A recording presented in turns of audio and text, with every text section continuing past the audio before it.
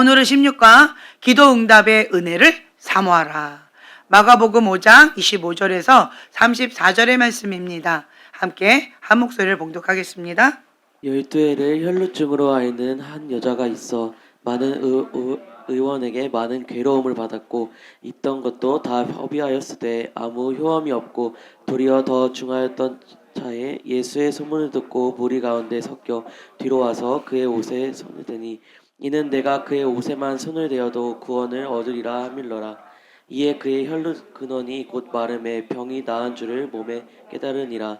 예수께서 그 능력이 자기에게서 나간 줄을 곧 스스로 아시고 무리 가운데서 돌이켜 말씀하시되 누가 내 옷에 손을 대었느냐 하시니 제자들이 여짜오되 무리가 에워싸 미는 것을 보시며 누가 내게 손을 대었느냐 물으시나이까 하되 예수께서 이 일 행한 여자를 보려고 둘러보시니 여자가 제게 이루어진 일을 알고 두려워하여 떨며 와서 그 앞에 엎드려 모든 사실을 여짜온대 예수께서 가라사대 딸아 내 믿음이 너를 구원하였으니 평안히 가라 내 병에서 놓여 건강할지어다.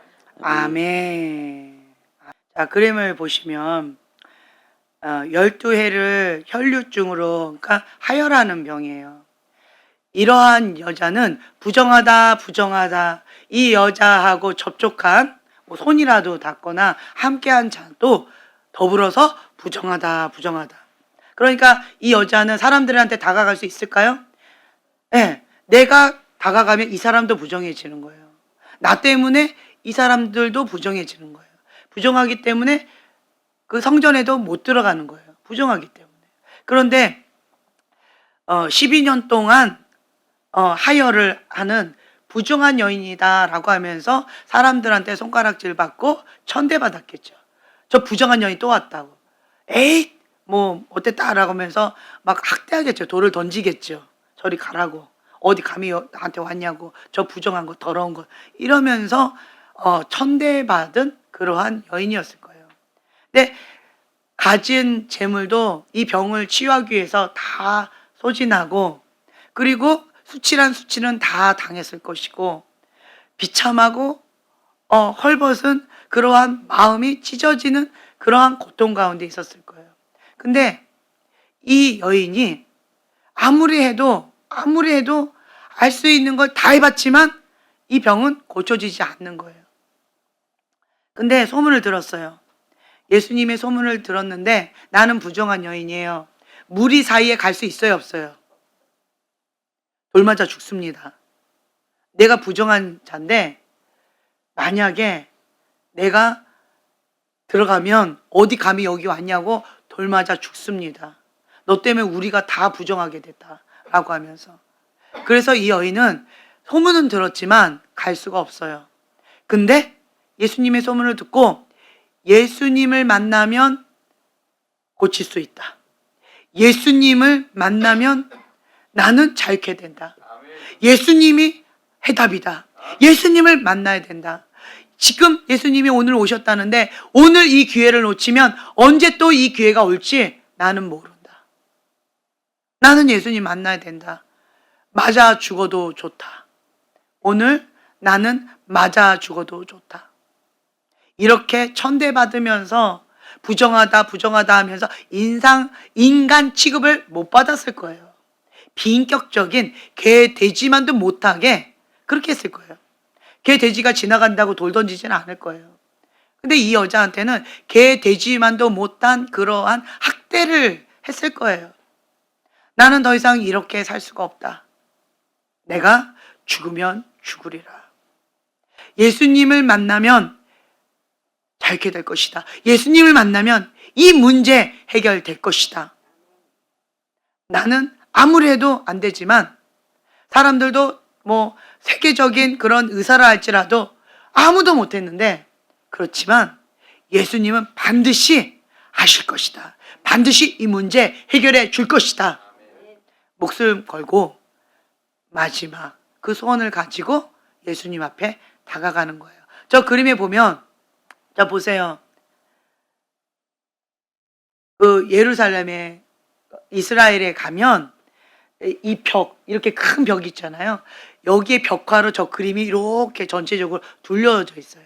그 그림이에요. 그래서 저 여인의 손, 저게 내 머리보다 더 커요.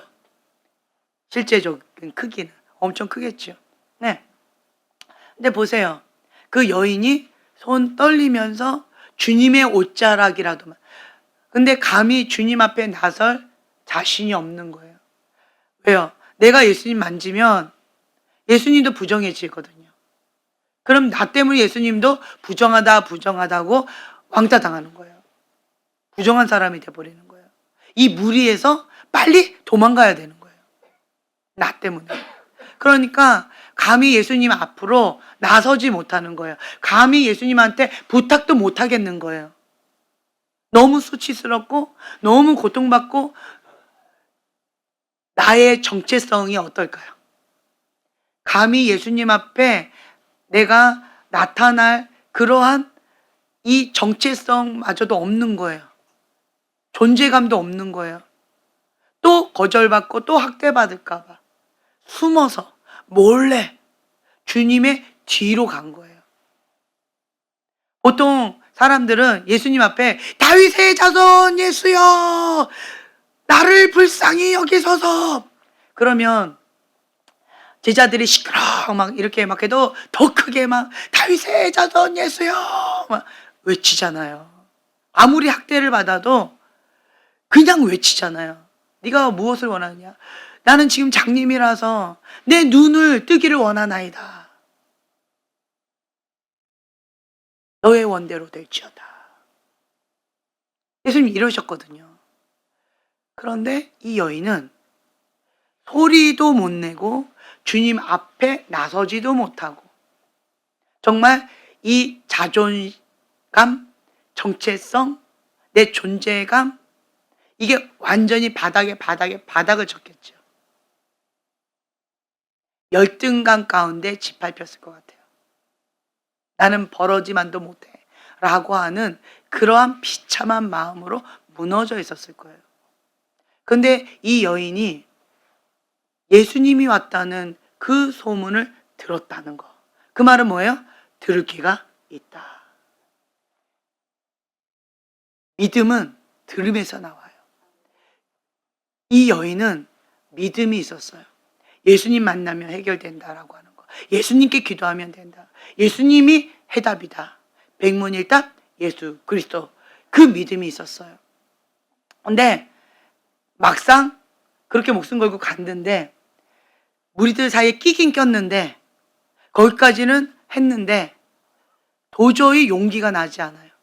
도저히 내가 주님 앞에 감히 말을 할 수가 없는 거예요.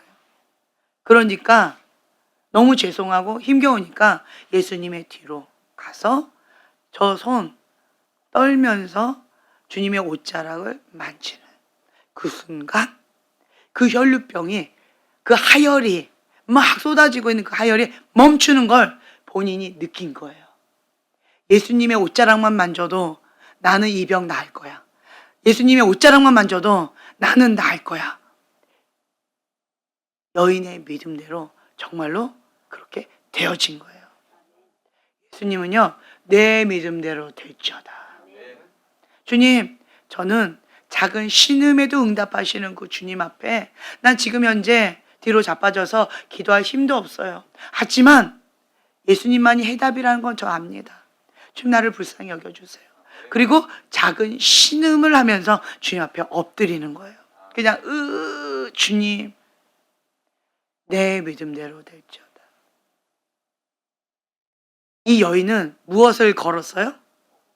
목숨을 걸었다는 거예요. 자기의 전부를 다 걸었다는 거예요. 그냥 가볍게 되겠지? 이게 아니에요. 어떤 마음일까요? 내 목숨을 걸고 내 전부를 다 걸었다는 건 돌 맞아 죽을 각오를 하고 이 자리에 나왔다는 거. 이렇게 정체성이 없는 사람이 사람들 무리에 가려고 할까요? 집 안에서 나오려고 했었을까요? 우울증에, 정말 그 대인 기피증에, 죽음의 하루하루를 그렇게 살지 않았을까요? 그런데 무리 속으로 나왔다는 것만으로도 이 여인은 목숨을 건 거예요. 기적인 거예요. 그리고 옷자락에 손을 대는 그 순간 주님의 능력이 훅 들어오시는 거예요. 우리는 기도할 때요, 주님의 옷자락을 붙들고 기도하는 거예요. 저는 과거에 강대상 앞에 무릎 꿇고 주님 앞에 엎드려서 막 우는데, 그 막달라 마리아 향유 옥합을 깨뜨리고 주님의 발을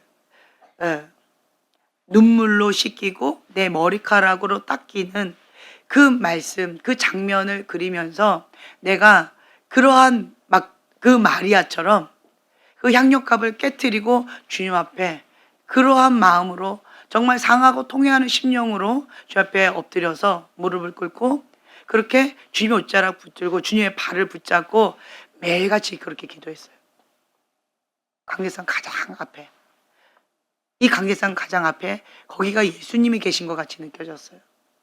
그래서 거기에서 내가 주님 앞에 붙잡고 막 울면서 그렇게 매일같이 기도했었어요. 그랬는데 어느 날 어떤 전도사님이셨죠? 그 전도사님이 집회를 이렇게 오셨는데 처음 본 분이었어요. 근데 그분이 저한테 이 장면을 얘기해 주는 거예요. 당신은 기도할 때마다 예수님의 발을 붙들고 기도하고 계십니다. 저는 막 통곡이 나왔어요. 통곡이 나왔어요. 주님, 이게 그냥 내가 거룩한 상상력으로 주님 앞에 향유값을 깨트리는 마음으로 상하고 깨어진 심령으로 주님 앞에 그렇게 통회하면서 주님의 발이 있다고 생각하고 이 관계상에 주님이 서 계시다고 생각하고 거룩한 상상력 가운데 주님의 발 자리, 그 자리에 내가 그냥 손을 대고 그렇게 통곡하고 울었었는데, 근데 저한테 그 얘기를 해주는데 정말 통곡하고 울었던 것 같아요. 그러면서 그 말씀이 사실로 그냥 왔어요. 레마의 말씀으로 내 심령 가운데 그냥 훅 하고 들어왔어요. 이게 사실이군요, 주님. 나는 나 혼자 그렇다고 그냥 우겨대고 있었는데 거룩한 상상력을 그리면서 그냥 주님 앞에 내 마음을 토로한 건데, 내 마음을 주님 앞에 올려드린 건데, 그러한 마음으로. 그런데 주님 그렇게 보고 그렇게 받으시고 계셨군요. 정말 내 마음을 알아주고 계셨군요. 나의 기도를 주님께서 보시고 듣고 나와 함께 계셨군요. 주님이 내가 기도할 때마다 주님의 발을 붙잡고 기도하고 싶어하는 내 마음을 아시고 내가 기도할 때마다 그 자리에 와서 서 계셨군요. 나는 느끼지도 못했고 보지도 못했고 아무 감각이 없었었는데, 근데 그것이 사실이셨군요. 제가 너무 감사했어요. 이게 한 2005년, 2004년 그때쯤이었어요. 그래서 저는 이제는 의심하지 않고 주님 앞에 기도해요. 거룩한 상상력으로 주님이 계시다라고 생각하고 주님의 옷자락을 붙잡고, 저는 이 그림 저한테 굉장히 큰 의미가 있어요. 내가 혈류병이 있는 그 여인 같은 심령으로 주님의 옷자락을 붙잡고 정말 눈물로 기도를 많이 했거든요. 그런데 여기 갔더니 이 그림이 있는 거예요. 세상에서는 수치를 당하고 세상에서는 방법이 없고 나는 모든 걸 다 허비하고 완전히 바닥을 쳤는데, 모든 걸 다 허비했는데 아무것도 달라진 건 없는 거예요. 더 많은 괴로움을 받았고 한 것처럼 더 많은 괴로움을 받고 있는 거예요. 그래서 제가 날마다 주님의 옷자락을 붙잡고 기도하는 마음으로 그렇게 이 본문의 말씀을 붙잡고 기도를 했었었는데, 근데 이스라엘에 갔을 때 이 벽화가 이렇게 크게 있는데 저 손이 그림의 손에 내 손은 요만해요. 요만해요. 근데 내가 주님 앞에, 저 앞에서 기도하는 마음으로, 주님, 내 마음이 이렇습니다. 주님의 옷자락만 만져도 주님께서 해결해 주십니다. 그런 마음으로, 세상에서는 불가능하다 하는데 주님의 옷자락만 만져도 그 불가능이 가능케 됨을 저는 믿습니다. 내가 의지할 건 주님의 옷자락밖에 없습니다. 그러한 마음으로 그렇게 기도했는데, 저 장면 앞에서 다시 한번 그 마음으로 제가 기도하면서 내가 손을 뻗어, 저 혈류병 여인처럼 손을 뻗었어요. 뻗으면서 저 옷자락에 그 여인의 손과 내 손이 하나 되게끔 하면서 그 옷자락에 내가 손을 터치하면서 그 주님의 권능과 능력이 내 안에 훅 들어오는 그거를 거룩한 상상력으로 아멘 하고 받아들였어요. 그리고 내가, 나는 치유되었습니다. 나는 자유케 되었습니다. 이 모든 문제 주님께서 다 가져가 주시고 해결해 주셨습니다. 네. 그러면서 이 장면, 이 그림 앞에서 좀 많이 울었던 것 같아요. 많이 울었어요. 그래서 이 장면 앞에서 제가 주님의 임재 가운데 좀 간절한 마음으로 기도하는 시간을 가졌었어요.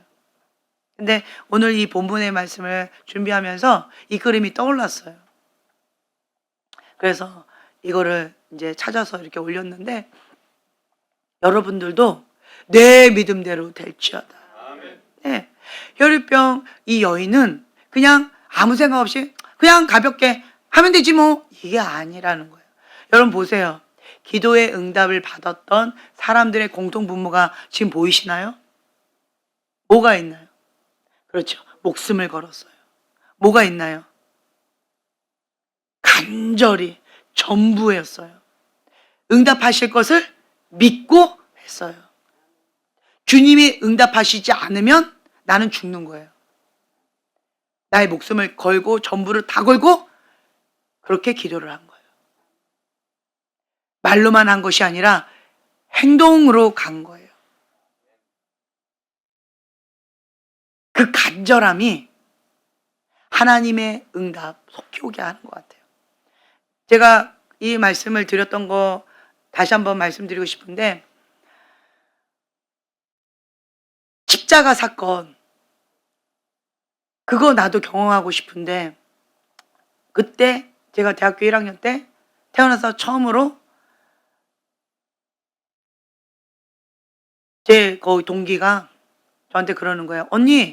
언니가 왜 언니는 그러니까 하나님이 언니를 사랑하시는데 하나님이 사랑하는 언니를 왜 언니는 자신을 그렇게 학대하고 미워해? 막 뭐라 하더라고요. 그러면서 언니 작정 기도해봐 이러는 거예요. 난 그때 처음 들어봤어요. 그 얘기를. 그래서 작정 기도가 뭔데? 라고 했더니 기간을 딱 정하고 같은 시간 같은 장소 그리고 금식하면서 주님 앞에 작정하고 이 기도 제목만 가지고 집중 기도하는 거라는 거예요. 올인한다는 거예요. 그래서 그래? 난 그러면 예수님의 십자가 나만 경험을 못했는데 우리 수업을 듣고 있는 대부분의 5명만 빼고 다 경험했다는데, 그 5명 중에 나도 있었는데 나는 이대로 가짜로 살느니 차라리 죽고 싶다 할 정도로 마음이 진짜 무너졌어요. 자존심이 상했을까요? 내 존재감이 무너졌을까요? 하나님께서 이런 마음을 주셨던 것 같아요. 다른 거는 다른 사람 다 가져도 내가 없어도 이렇게 마음이 무너지지 않을 것 같아요. 그런데 다른 사람들은 다 십자가에 경험했는데 나만 십자가 경험이 없다라고 하니까 이게 내 자존심을 건드린 것 같아요. 내 존재감을 건드린 것 같아요. 나는 이대로 살 수가 없는 거예요. 내 존재감, 정체성, 그리고 자존감, 이거를 건드린 것 같아요. 내가 신학생이라고 하는데 십자가의 사건도 없다. 그게 뭔지도 모른다. 그러면서 주의 길을 가겠다 한다. 이거는 가짜다. 나는 가짜로 살고 싶지 않다. 이게 자존심을 건드렸던 것 같아요. 그래서 제가 학교 다니면서 열흘간 작정기도, 태어나서 처음으로 그걸 한 거예요. 그래서 수업 끝나면 거기 기도탑이 있거든요, 서울시인데. 그럼 기도탑에 가가지고 그냥 무조건 기도, 작정기도 하는 거예요. 시간만 나면, 수업 끝나면 무조건 가서 막 부르짖고 기도하고, 또 수업만 끝나면 무조건 가서 또 기도하고, 그리고 다 끝나면 또 집에 가고, 또 아침 일찍 와가지고 또 기도탑에 가서 기도하고 또 수업 듣고, 열흘간 그렇게 했던 것 같아요. 그런데 그때도 말씀드린 것처럼 10시 됐어요. 열흘인데 10시, 밤 10시가 됐어요. 근데 나는 휑하고 아는 느낌도 없는 거예요. 나는 이대로 살고 싶지 않았어요. 나는 이렇게 사느니 죽고 싶었어요. 내 자존심을 건드린 거예요. 여러분, 쫀신 건드렸다고 꼬장 부리는 거, 그것만큼 꼴불견도 없어요. 쫀심은 열등감이에요. 자존심 있어야 돼요. 하나님의 사람은 자존심이 있어야 돼요. 그게 건드려진 거예요. 그래서 제가 그때 간증했던 것처럼 10시였어요. 시계를 보니까 10시였어요. 그래서 내가 마음이 상해서 하나님 2시간밖에 안 남았습니다. 주님 2시간 남았는데 2시간밖에 안 남았는데 하나님 뭐 하고 계시는 거예요? 하나님 이게 뭡니까? 내가 태어나서 처음으로 이렇게 열흘 작정 기도를 했는데 이게 뭡니까? 이게 뭡니까? 쉽지 않았어요. 그런데 이게 뭡니까? 40일 금식하는 분 앞에서 열흘, 이거 아무것도 아니죠. 근데 제 입장에선 이게 뭡니까, 주님? 내가 태어나서 처음으로 이렇게 작정 기도하고 목숨 걸고 이렇게 태어나서 처음 해봤는데 이게 뭡니까? 진짜 마음이 너무 상했어요. 주님, 나 이대로 못 삽니다. 나 이대로 못 살겠어요, 주님. 가짜로 사느니 차라리 죽여주세요. 정말 마음이 무너졌던 것 같아요. 그래서 10시에, 밤 10시에 저의 방 문을 걸어 잠그고, 그리고 제가 이 방에서 응답 없으면 금식하다 죽으렵니다. 에서처럼 죽으면 죽으리라. 하나님 앞에 진심으로 그렇게 고백했어요. 제가 주로 가볍게 얘기를 안 하잖아요. 정말 주님 앞에 진심으로 얘기했어요. 주님, 제가 주님께서 십자가 사건 경험 안 해주시면 나는 이 자리에서 금식하다 죽으렵니다. 우리 어머니가, 내 동생이 언니 밥 먹어, 뭐 하냐 라고 그 다음날 막 할까봐, 학교 가 뭐 이러면서 할까봐 제가 문을 걸어 잠근 거예요. 그걸 못하게. 그리고 나는 죽으면 죽으리다. 그리고 통곡하고 울었던 것 같아요. 이제 나는 죽는구나.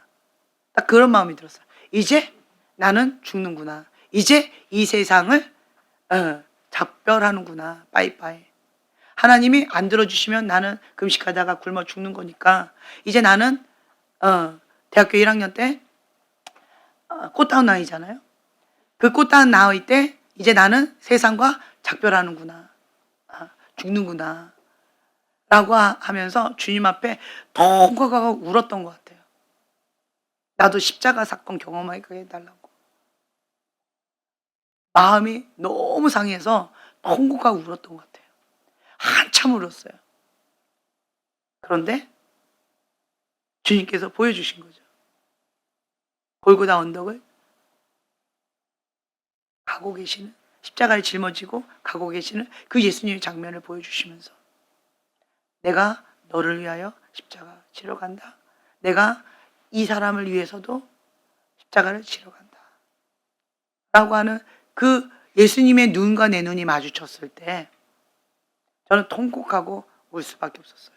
그때 저는 처음으로 깨달았어요. 나는 예수님이 신이니까 고통을 못 느끼신 줄 알았어요.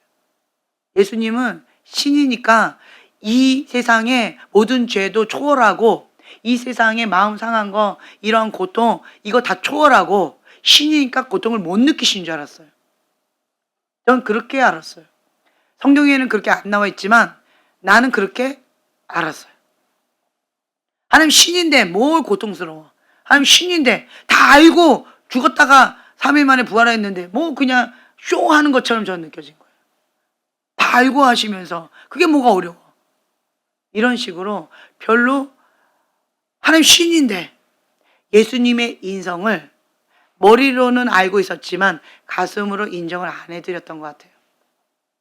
그런데 예수님이 십자가 짊어지고 비틀거리면서 가고 계시는데, 그런데 기억나시죠? 제가 간증했던 거.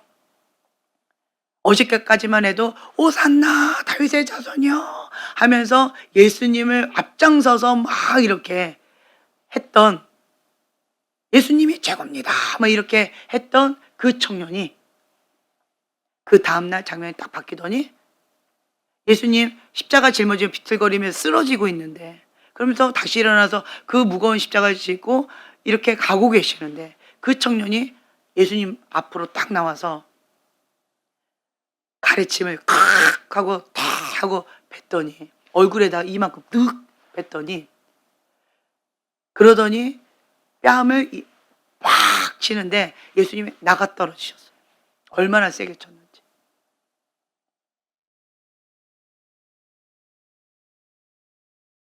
저는 그 장면을 보고 너무 놀래가지고 저런 나쁜 놈이 있나, 저런 배신자가 있나, 저 나쁜 놈이 있나 하고 놀래가지고 그 장면을 보고 있는데 예수님이 고개를 드시면서 저를 바라보셨다고. 예수님의 눈과 내 눈이 마주치는데 눈으로 말씀하시는데 눈물이 글썽글썽. 예수님 제가 안 했어요. 예수님 제가 안 했어요. 저 사람 했어요. 저 사람 했어요. 아무리 외쳐도 예수님 내 말이 안 들리는 것처럼 저를 눈물 글썽글썽거리는 그 눈으로 그냥 저희 눈만 바라보고 계시더라고요. 그러면서 눈으로 말씀하셨어요. 그냥 눈으로. 내가 너를 위하여 십자가를 지러 갈 것이다. 내가 이 사람도 위하여 십자가 지러 갈 것이다. 그러면서 눈물 글썽글썽거리는 그 눈으로 내 눈과 마주쳐서 그렇게 말씀하시는데 제가 통곡을 했어요.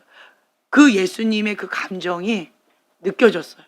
그 배신감과 수치와 모멸감과 그 비참함과 그리고 그 고통과, 그럼에도 불구하고 그 원수를 위해서 십자가에 달리시겠다는 거예요. 나를 구원하기 위해서 피 한 방울 흘리시겠다는 거예요. 그 사명 포기하지 않고 끝까지 승리하겠다라고 결단하면서 눈물 글썽거리면서 그 말씀을 하시는 거예요. 그때 제가 오열을 했어요. 예수님이 나는 신인 줄 알았는데 이 땅 가운데 그 신성을 잠시 하나님께 맡겨두고 온전한 인간으로서 이 땅에 오셨구나를 저는 그때 느꼈어요. 나하고 똑같은 성정을 갖고 계시는, 똑같아요. 그런데 이 세상 가운데 가장 큰 저주와 고통과 아픔과 그 배신감, 그 모든 것을 예수님이 다 받으신 거예요. 그걸 다 받으셨어요. 형제님이 받았던 그 학대, 그 예수님이 하신다는 거예요. 인간으로서 오셔서 그거를 다 느끼셨다는 거예요. 그 고통과 수치와 배신감과 분노와 그 모든 감정들을 다 느끼셨다는 거예요. 제가 거기서 오열을 했어요.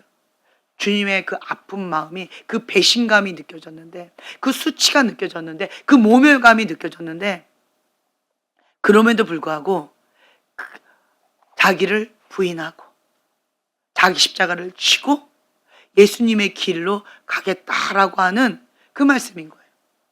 눈으로 말씀하고 계신 거였어요. 그때 제가 주님의 그 모습에 꼬꾸라질 수밖에 없었어요. 나 같으면 그 배신자 위에서 내가 왜 죽어? 내가 너 가만히만 있었어도 내가 하려고 했어. 근데 네가 지금 막판에 이렇게 해? 안 해, 나도. 내가 왜? 안 해. 나 같으면 이럴 것 같아요. 내 마음도 못 알아주는 저들을 위하여. 예수님의 마음도 못 알아주는, 예수님의 사랑도 못 알아주는, 예수님이 왜 십자가를 짊어질 수밖에 없는지 그 가치도 모르고 의미도 모르고 예수님의 마음도 몰라주는 우리를 위하여 예수님이 끝까지 포기하지 않고 알아주든지 못 알아주든지 예수님은 하나님 앞에 죽기까지 순종하겠다. 너를 위해서 한다. 예수님의 십자가와 내가 상관이 있다라고 하는 거예요. 나를 위해 하신다는 거예요. 제가 이걸 경험하고 나서 시계를 봤어요. 10시 10분이었어요. 10시 10분.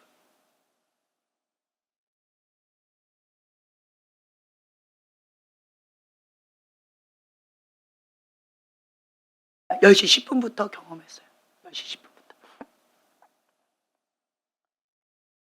제가 문을 걸어 잠그고 죽으면 죽으리라 하고 주님 앞에 통곡하면서 정말 내가 진심으로 주님 앞에 상하고 통해하는 심령으로 주님 앞에 기도했더니 응답이 10분 만에 오더라고요.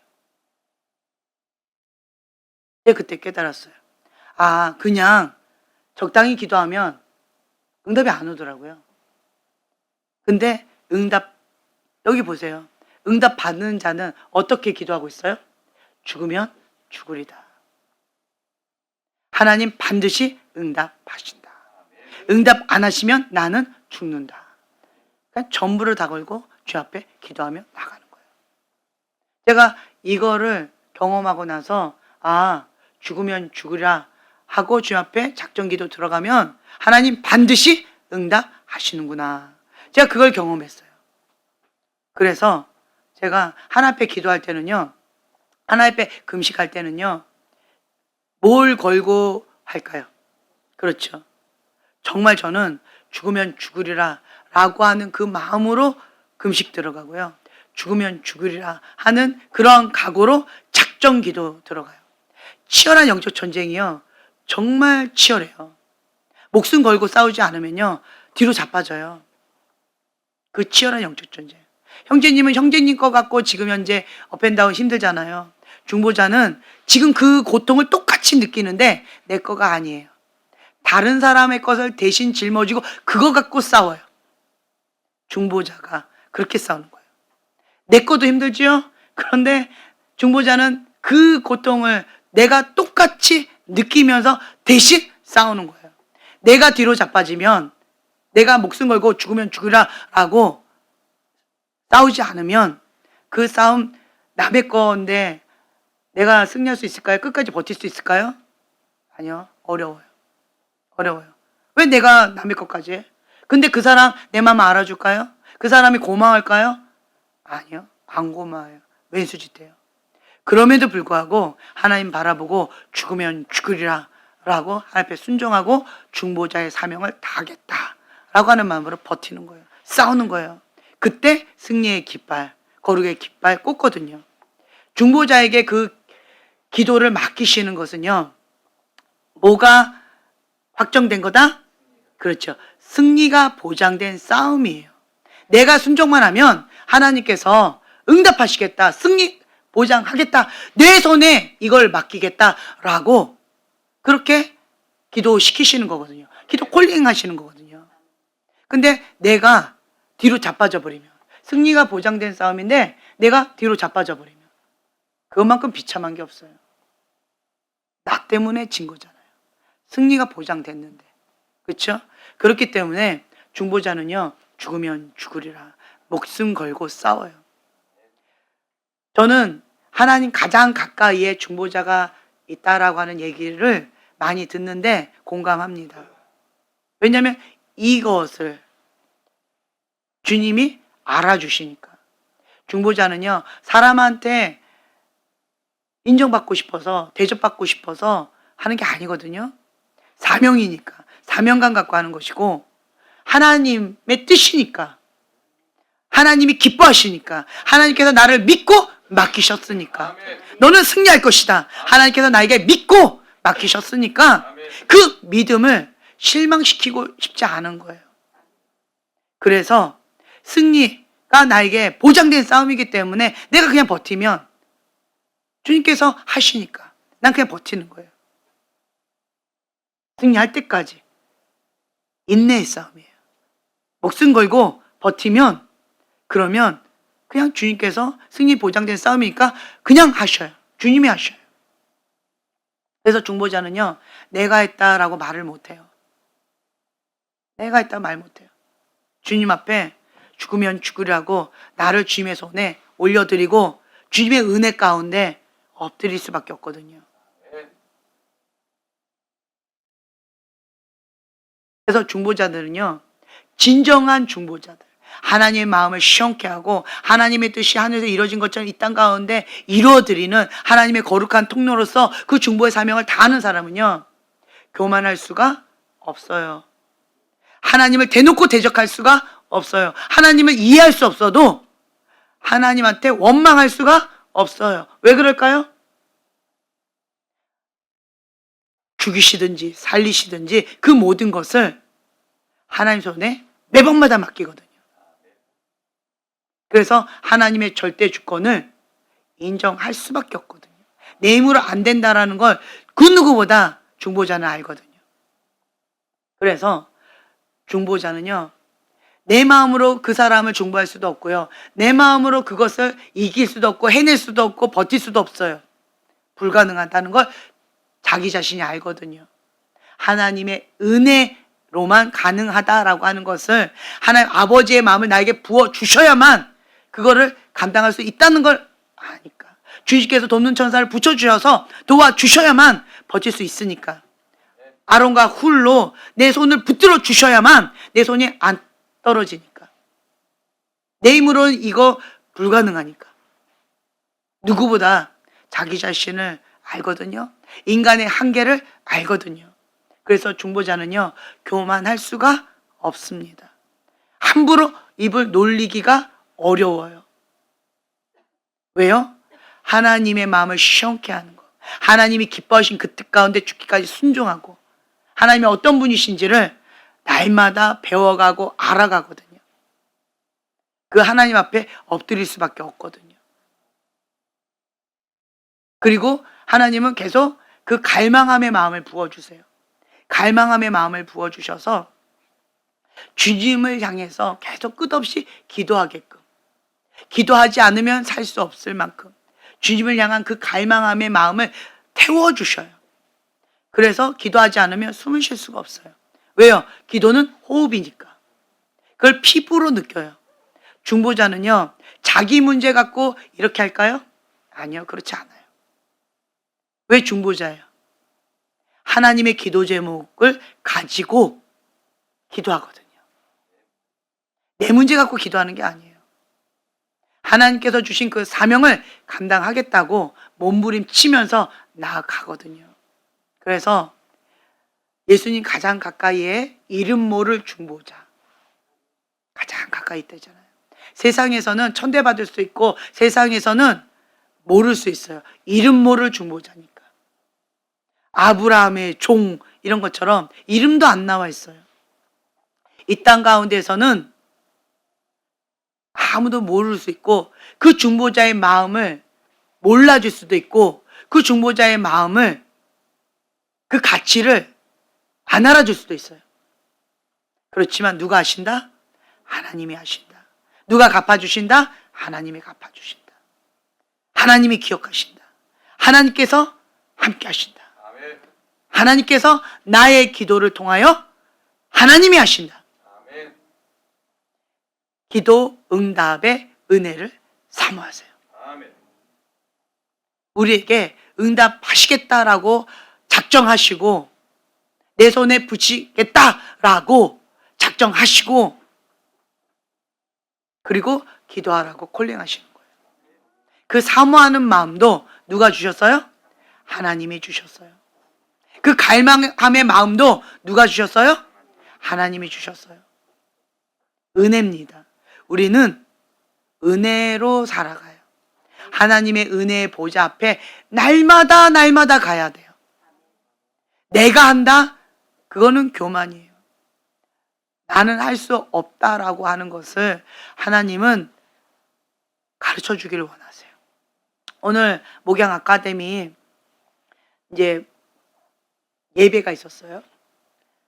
갔는데 정말 목자의 마음을 가지고 그 목회자로서 사명감을 가지고 건강하게 목회를 정말 아름답게 하셔서 은퇴하신 목사님들, 그런 분들이 나오셔서 간증을 하셨는데 너무 아름다웠어요. 어떤 목사님은 화를 한 번도 안 냈대요. 그게 인간이에요? 그런데 더 놀라운 것은 성도들한테는 치근한 마음이 들어서 화를 안 냈다. 그럴 수 있어요. 화가 나도 그럴 수 있어요. 치근한 마음이 들어서 불쌍하게 그냥 고마운 마음에 그럴 수 있어요. 그런데 제일 만만한 게 뭐예요? 누구예요? 그렇죠. 가족이고 그 가족 중에 누가 제일 만만해요? 그렇죠. 와이프.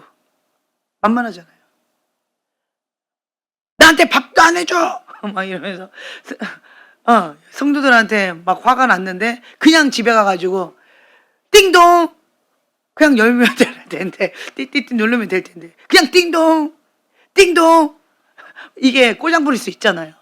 왜 문을 안 열어줘? 막 갑자기 이래서 왜 밥을 안 차려줘? 막 괜히 그럴 수 있잖아요. 집안 꼴이 이게 뭐야? 막 애들을 어떻게 교육시켰길래 아빠가 와도 인사를 안 해? 막 이런 식으로 화를 낼 수 있잖아요. 얼마든지.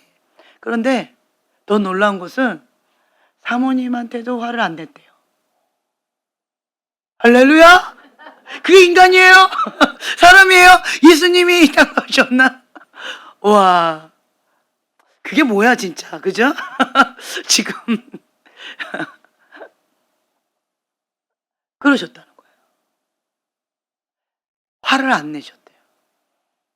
성품이 정말 온유하고 겸손하신 분이세요. 네. 그래서 그 온유하고 겸손한 그 마음 주님께서 받으시고, 사람들은 다 너처럼 목회하면 실패한다라고 했는데 주님 앞에, 주님 저는 유약합니다. 주님께서 은혜 베풀어 주시지 않으면 나는 화낼 줄도 모르고, 누가 때리면 딱 이삭 같은 것 같아요. 누가 때리면 아파 이러고만은 그냥 그런 유약한 그냥 목회자인 거예요. 주님, 다른 사람은 다 실패한다고 하는데 나는 이것밖에 할 줄 몰라요.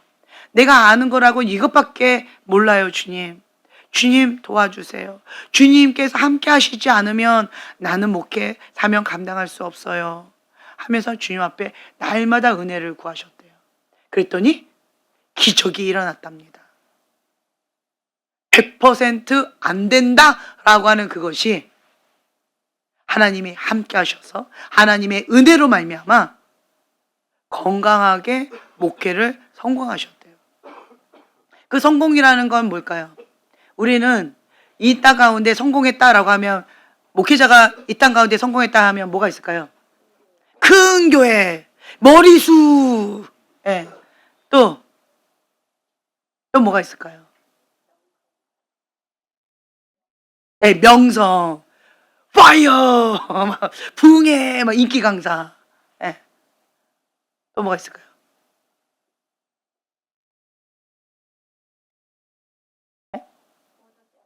예, 부도 따라오죠. 부.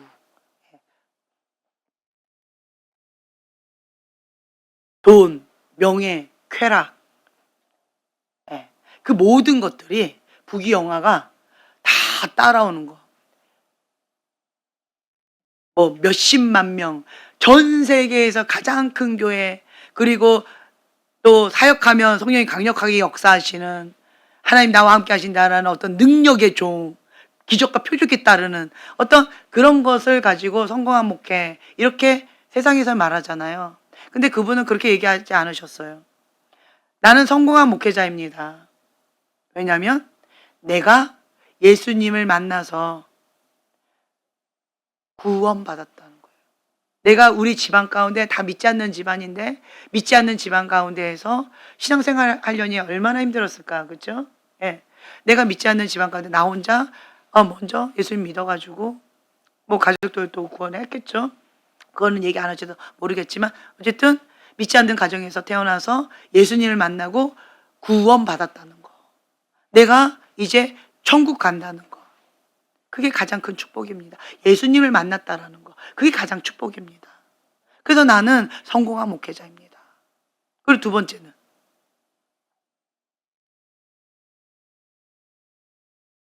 기억이 안 나요. 네, 기억이 안 나요. 어쨌든 그 목사님이 그냥 인복이 있고 그러니까 사람을 만났을 때 그 인복이 많다라는 거예요. 그냥 행복하다는 거예요. 행복하대요. 그러면서 그리고 또 한 가지는 내가 목회자로 콜링 받았다는 거. 내가 목사님이 됐다는 거. 그게 너무 행복하다는 거예요. 그래서 나는 성공한 목회자다. 내가 개척했다는 거. 네, 내가 개척했다라는 거, 그리고 건축을 했다는 거. 그것으로 인해서 나는 성공한 목회자다. 그냥 이건 뭐냐, 목회자의 기본이에요. 목회자들이 기본 갖고 있는 그걸 얘기를 해주셨는데, 세 가지를 얘기하셨는데, 그래서 나는 성공한 목회자입니다. 나는 행복하다는 거예요. 그런 얘기를 해주셨는데, 그러면서 우리 모두가 기본 다 그건 갖고 있는 거였거든요. 네. 그렇기 때문에 여러분들도 성공한 목회자입니다. 그건 그 목사님 말씀하시고자 하는 건 뭘 얘기하고 싶으신 걸까요?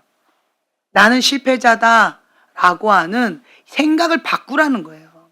생각이 바뀌면 행동이 바뀌고, 행동이 바뀌면 습관이 바뀌고, 습관이 바뀌면 인격이 바뀌고, 인격이 바뀌면 인생이 바뀝니다. 그러니까 이 목사님 말씀하시는 거는 생각을 바꾸라는 거예요. 나는 실패자야. 나는 사랑받지 못했어. 나는 무능력한 자야. 그 생각 바꾸라는 거예요. 나는 성공한 자다. 나는 승리하는 자다. 네. 내게 능력 주신 자 안에서 나는 무엇이든지 할 수 있다. 나는 행복한 자다. 생각을 바꾸라는 얘기예요. 생각을. 세상에서는 성공하라 라고 얘기하는데요. 세상에서 말하는 성공은 이미 여러분들 시작했다 그 얘기예요. 그걸 추구하면서 살지 말라는 얘기예요. 이미 이 땅의 모든 다스리는 권세를 우리에게 다 주셨기 때문에 성공했다는 거예요. 이미 통치권 이미 있다는 거예요. 이제 그럼 뭐 하면 돼요? 행복하게 살라는 거예요. 행복하게. 나는 행복한 목회자입니다. 그 말씀을 하시더라고요. 왜요? 하나님의 아들이기 때문에 나는 행복한 자라는 거예요. 여러분들을 만났기 때문에 나는 행복한 자라는 거예요. 예수님을 만났기 때문에 나는 행복한 자라는 거예요. 주님께서 다 이루었다 말씀하셨기 때문에 나는 행복한 자라는 거예요. 빼앗겼던 것을 다 되찾아서 나한테 다 주시고 다 이루었다 하셨기 때문에 나는 행복한 자라는 거예요. 사단이 밀 까부르듯이 까부르고 있지만 그 거짓말에 나는 더 이상 속지 않겠다. 대적하는 거예요. 싸우는 거예요. 행복하다는 거예요. 행복하다. 그래서 많은 사람들이 성공해라 라고 얘기하는데 은퇴하신 목사님들은 이제 목회를 건강하게 오랫동안 하셨잖아요.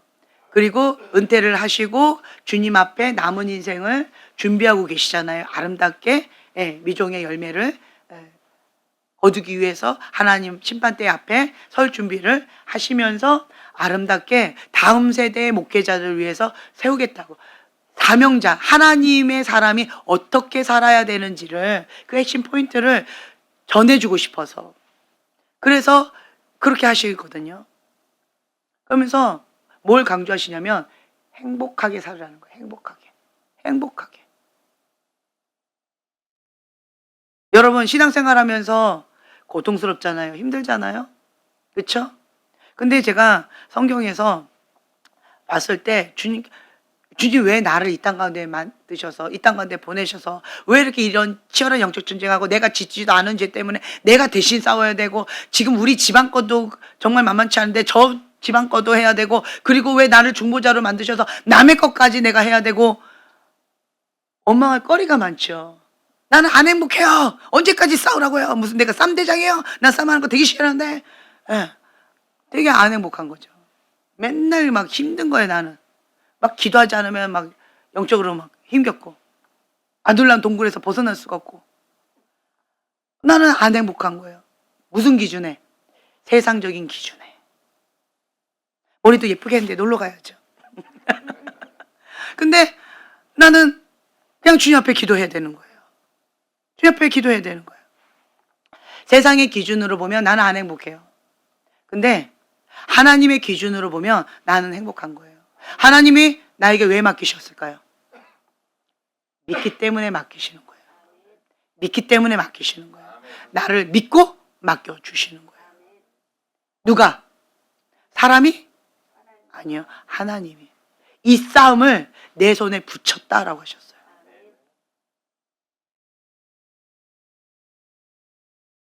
화가 나죠? 선생님? 네, 화가 나요. 화가 나요. 그러면 하나님 앞에 토로하셔야 돼요. 화가 난다고. 하나님 나 화가 납니다. 세상은 나를 안 믿어주는 거예요. 하나님 믿는다고요? 나는 못 느끼는데. 하나님 믿는다고요? 나는 모르겠어요. 화가 나죠. 화가 나요. 그런데 나는 믿겨지지 않고 내 경험적으로 아무것도 경험해 보지 않았는데 그런데 성경 말씀이 진리예요. 성경 말씀이 진리예요. 주님은 나를 믿고 나에게 사명을 주신 거예요. 승리할 수 있다고, 할 수 있다고. 왜요? 다른 사람들 다 뒤로 자빠졌거든요. 그거 못해서 그 저주가 계속 온 거예요. 그거 다 뒤로 자빠진 거예요. 감당이 안 되니까 그 윗대가 다 그래서 뒤로 자빠진 거예요. 그러니까 뒤로 자빠진 그 윗세대를 우리가 함부로 손가락질을 못 하는 거예요. 나도 지금 현재 힘든데 나는 그래도 믿는 자라고 버티는데 그들은 신앙도 없었잖아요. 그러니까 다 뒤로 자빠졌겠죠. 나름대로 신앙이 있다고 하지만 쉽지 않잖아요. 그러니까 힘들었겠죠. 그러니까 그 윗대를 내가 함부로 욕을 못하는 거야. 왜 나를 이런 집안 가운데, 이런 저주 가운데, 나를 이런 고통 가운데 왜 이렇게 하세요? 라고 나는 원망을 했지만 내가 그 입장에 섰을 때 감당이 안 되거든요. 정말 주님께서 붙들어 주셔야만 되고 돕는 천사 붙여주셔야 되고 같이 힘을 모아서 중보해 주셔야 주님께서 강권적으로 붙들어 주셔야 버틸 수 있거든요. 겨우 버티거든요. 나도 이런데. 그 위에 당연하죠. 그러니까 그 저주가 더 쌓이고 더 쌓이고 더 쌓여서 나한테까지 온 거예요. 그런데 내가 여기서 뒤로 자빠지면 이 저주가 또 가는 거예요. 이 저주가 또 가는 거라고요. 내가 뒤로 자빠졌기 때문에 내가 자빠진 그 저주까지 여기에 하나 더 보태서 또 내려가는 거예요. 그래서 이게 저주가 대물림 된 거잖아요. 그래서 여러분 고통 받았잖아요. 그러니까 우리가 목숨 걸고 끊으려고 지금 죽으면 죽으라고 치열하게 주님 앞에 대가 지불하면서 지금 그렇게 살아가는 거잖아요. 어차피 한번 죽을 인생 주님의 옷자락 붙들고 죽자는 거예요. 주님의 옷자락. 백문이답 예수 그리스도. 예수님만이 해답이라는 거예요. 나는 할 수 없어요. 그래서 주님의 옷자락을 붙잡고 주님 앞에 하소연하고 주님 앞에 토로하고 주님 앞에 내가 할 말 못할 말 주님 앞에 다 하라는 거예요. 그거 갖고 있으면 쓰레기 냄새 맡고 쥐, 뭐 바퀴벌레 쓰레기 냄새 맡고 와요. 토로 안 하면. 여기다 쌓아두면. 그러니까 집중 공격 당하는 거예요. 그래서 쑥대밭 만드는 거예요. 그래서 화살바지 되는 거예요. 그런데 오늘 여러분 그거 하나 옆에 다 털어야자고요. 그냥 악을 지르세요. 그냥 주님 앞에. 주님 이게 뭡니까? 나는 악한데 내가 감당도 못하는데 왜 나를 이렇게 하십니까? 주님 나를 믿는다고요? 나는 안 믿어져요. 그냥 다 털어놨어요. 그냥 어린아이처럼 그냥 할 말 못할 말 주님 앞에 다 하는 거예요. 근데 진정으로 내가 하고 싶은 말은 뭘까요? 이거 쓰레기 다 토로하지요. 그러면 진심으로 내가 하고 싶은 말이 그때 나와요. 다 토로하고 나면. 그게 뭔지 아세요? 사랑받고 싶었어요. 나도 존중받고 싶었어요.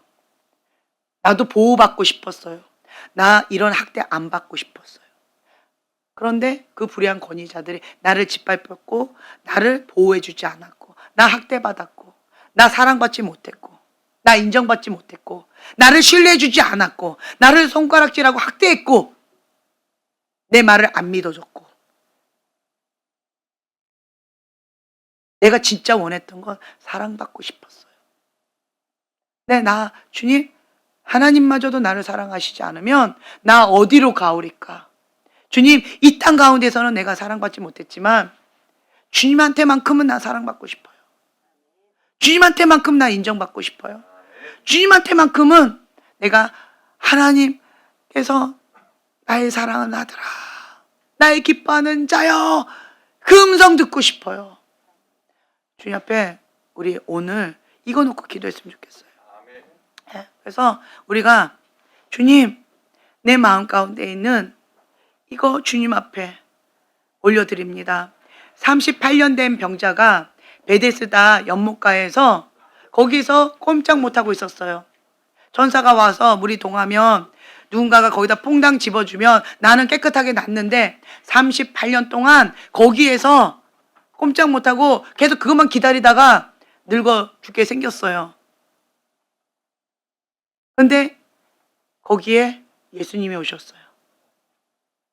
그 연못의 이름이 베데스다. 이거는 집이란 뜻이래요.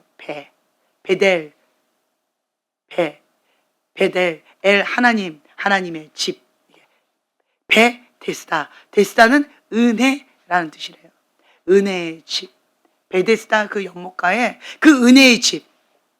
우리는 은혜의 집을 떠나면 안 돼요. 이거를 여기 가면 고친다고 해서 은혜의 집 가운데 계속 머물었는데 거기 누가 없었어요? 예수님이 없었던 거예요. 은혜의 집은 있었는데 예수님이 없었던 거예요. 근데 사모하는 마음으로 38년간 그 베데스다 은혜의 집에 머물면서 한 가지 소원. 나도 거기에 퐁당. 나도 이 병 낫고 싶어요. 나도 이 문제 해결하고 싶어요. 이 세상 가운데서는 문제 해결이 안 된다 하는데 나는 은혜의 집에서 예수님 만나야 해결받을 수 있어요. 38년 된 병자도 주님께서 찾아와 주셨잖아요. 지금 이곳이 은혜의 집이잖아요. 주님 오늘 나를 만나주세요. 주님 오늘 나를 찾아와 주세요. 나 이 문제에서 해결해 주세요. 나도 신뢰받고 싶고 나도 인정받고 싶고 나도 사랑받고 싶어요. 주님 나 이제 더 이상 학대받고 싶지 않고 나 모멸감 느끼고 싶지 않고 배신감 느끼고 싶지 않아요. 나도 사람답게 그렇게 살고 싶어요. 나 하나님의 사랑만큼 받고 싶어요. 하나님께 인정받고 싶어요. 주님 내가 하나님의 사람이다라고 하는 그 정체성 오늘 완전히 새겨주세요. 그 십자가의 사랑 나도 경험하고 싶어요. 하나님의 그 아들이라고 하는 그 자존감 나도 그거 붙들고 싶어요. 주님 나를 만나주세요. 그 은혜의 집에서 주님 만나주셨던 것처럼 그 12의 혈류병을 앓고 있던 그 여인이 예수님의 옷자락 붙잡고 기도했던 것처럼 나는 오늘 예수님의 옷자락 붙잡고 기도합니다. 내 믿음이 너를 구원하였으니 평안히 가라. 내 병에서 놓여 건강할지어다. 주님 오늘 나도 동일하게 이 말씀을 듣기를 원합니다. 주님 나를 만나주세요. 우리가 주여 3번 부르짖고 기도하겠습니다.